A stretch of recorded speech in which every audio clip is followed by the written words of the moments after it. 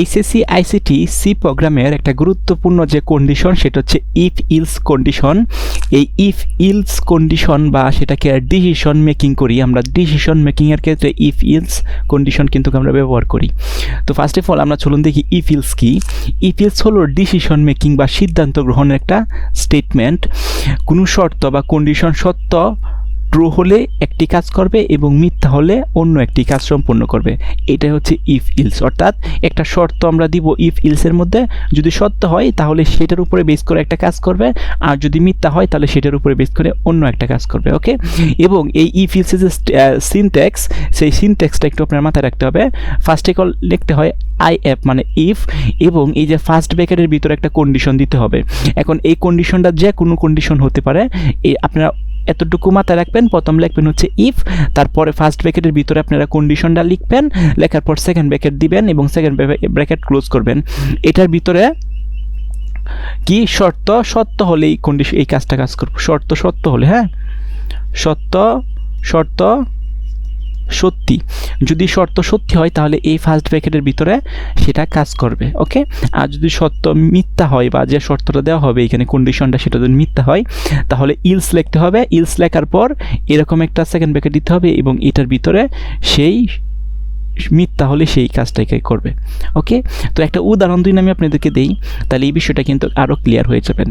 ধরেন উদাহরণ এক, মানে ফার্স্ট না ফেল, একটা স্টুডেন্ট ফার্স্ট না ফেল এটা আমরা কীভাবে চেক করব। ওকে, তো সেটা চেক করার জন্য আপনার বুঝতে হবে ফার্স্ট না ফেল বা হচ্ছে বাংলাদেশের আঙ্গিকে এডুকেশন সিস্টেম যেটা আছে, ফার্স্ট করা মানে হচ্ছে কি 33-এর উপরে পাইলে ফার্স্ট করে একটা স্টুডেন্ট, 33-এর নিচে পাইলে কি করে ফেল করে। ধরুন একটা স্টুডেন্ট, আচ্ছা এর আগে আমি একটু বুঝাই, এই যে আমি একটা সিনট্যাক্স লিখছি, এটা কিন্তু একটা সি প্রোগ্রামের সিনট্যাক্স বা বেসিক সিনট্যাক্স বা স্ট্রাকচার, সেটা তো আপনারা জানেন। প্রথমে @include হেডার ফাইলটাকে আমি ইনপুট করছি এবং ইনিট একটা মেন ফাংশন নিছি এবং সেই মেন ফাংশনের ভিতরে কিন্তু সেই কাজগুলো আমি করছি।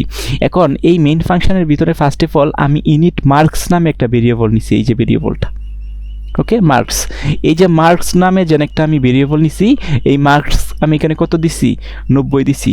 আমি আপাতত বাই ডিফল্ট বলে দিলাম যে একটা স্টুডেন্টের মার্কস কত 90।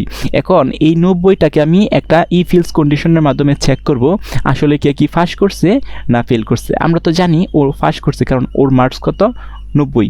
আচ্ছা, যে কন্ডিশনটা আমি যে সময় ইউজ করব, আমি এই যে এর আগের স্লাইডটাতে এই যে দেখেন এখানে যেন আমি সিনট্যাক্সটা দিছিলাম, ইফ লেখার পরে ফার্স্ট ব্র্যাকেটের ভিতরে একটা কন্ডিশন দিতে হয়, তাহলে এই কন্ডিশনটা আমি এখানে দিছি। দেখেন ইফ এই যে মার্কস যে ভেরিয়েবলটা আছে, মার্কস যদি 33-এর সমান অথবা 33-এর বড় হয়, আমি আবারও বলার চেষ্টা করতেছি, এখানে কন্ডিশনটা আমি দিছি ইফ মানে হচ্ছে যদি, এই যে ফার্স্ট ব্র্যাকেটের ভিতরে কিন্তু এইখানে আমি কন্ডিশনটা দিছি, মানে হচ্ছে মার্কস যেটা থাকবো সেটা যদি 33-এর সমান তার বেশি হয়, তাহলে এই যে সেকেন্ড ব্র্যাকেটের ভিতরে আমি লিখে দিছি প্রিন্ট এফ ফার্স্ট, কী করবে এখানে ফার্স্ট লেখা বসাবে, এটা একটু মুছে গেছে, প্রিন্ট এফ কী লেখা বসবো ফার্স্ট লেখা বসবো। ওকে, সো যদি এখানে শর্তটা যদি সত্য হয় তাহলে ফার্স্ট লেখা বাসার পরেই এই যে ইফ ইলসের কন্ডিশন আছে সেটা স্টপ হয়ে যাবে, আর কোনো কাজ করবে না। যদি সেটা মিথ্যা হয়, ধরেন আমরা তো জানি এখানে ফার্স্ট লেখা বাসে এই প্রোগ্রামটা ক্লোজ হয়ে যাবে, কারণ মার্কস যেটা আছে সেটা হচ্ছে 90, তাহলে এই মার্কসের জায়গা দুই আমি এখানে লিখে দিতাম হচ্ছে 20, তাহলে ও কী হইতো হচ্ছে সব এই কন্ডিশনটা মেনে এখানে আসতো, আসার পরে লেখা বাসতো কি 20 ফার্স্ট, কিন্তু এটাকে ও প্রিন্ট করলো নইলে, ও হচ্ছে পরের লাইনে গেল গইলে। কেন? কারণ মার্কস আমি কন্ডিশনটা দিছি 33-এর বড় অথবা সমান হইলে, 33-এর সমান অথবা বড় হইলে ফার্স্ট লেখা বাসবো। ইফ পরে বলছে কি ইলস বা অন্যথায় ফেল লেখা বাসবো, তাহলে এখানে মার্কের উপরে কিন্তু ডিফেন্স করতেছে। মার্কটা দুই আমি এখানে 33-এর বেশি দেই, ধরেন হচ্ছে 34, তাহলে প্রিন্ট করবে ফার্স্ট, মানে প্রথম কন্ডিশনটা প্রিন্ট করবে। আর যদি এখানে হচ্ছে আমি দেই 33-এর নিচে, ধরেন হচ্ছে 30, তাহলে আমরা জানি কি 33 কন্ডিশনটা দিছি 33-এর সমান অথবা 33-এর বড় হইলে ফার্স্ট, না হলে ফেল, তখন এটা কি এখানে প্রিন্ট করব, এখানে ফেল্ড প্রিন্ট করব এবং রিটার্ন করে দিব কি 0। ওকে, সো আশা করি বুঝতে পারছেন যে ইফ ইলস কীভাবে কাজ করে। অর্থাৎ ইফ ইলস হচ্ছে একটা কন্ডিশনের উপরে বেস করে আমরা হচ্ছে সত্য না মিথ্যা সেটাকে আমরা প্রমাণ করি। ওকে, এখন